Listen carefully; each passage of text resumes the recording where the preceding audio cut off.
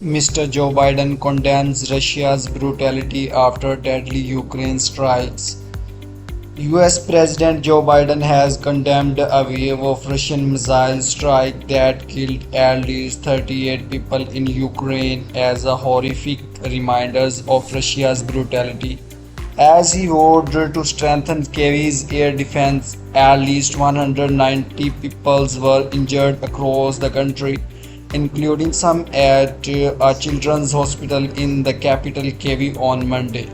It comes as Mr. Joe Biden prepared to host a NATO summit to Washington on Thursday. The United Nations President and US President said further boost to Ukraine's air defense would be announced at the meeting.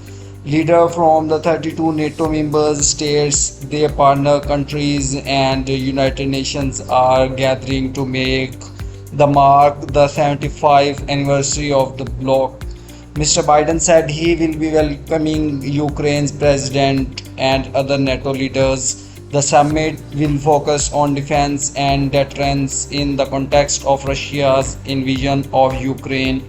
We will be announcing new measures to strengthen Ukraine's air defense to help protect their cities and civilians from Russia's strikes, Mr. Biden said. I will be meeting with President of Ukraine to make clear out support our Ukraine is unshakable. The United Nations Security Council is also meeting on Thursday at Ukraine's request. United Nations Secretary General joined Western officials in condemned Russia's missile attack on Ukraine. Kyiv's mayors declared 9 May as a day of mourning following the deadly airstrikes on the capitals.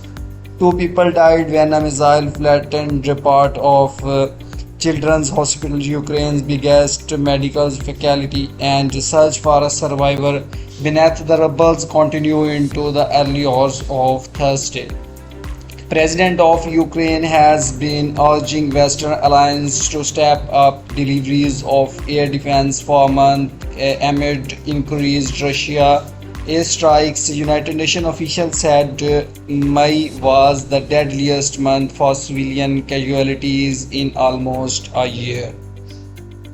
The government in Kyiv says it desperately needs new United Nations made Patriot air defense system, but Western officials have been reluctant to surrender any more of the limited numbers of surface to air batteries scattered across the NATO alliance.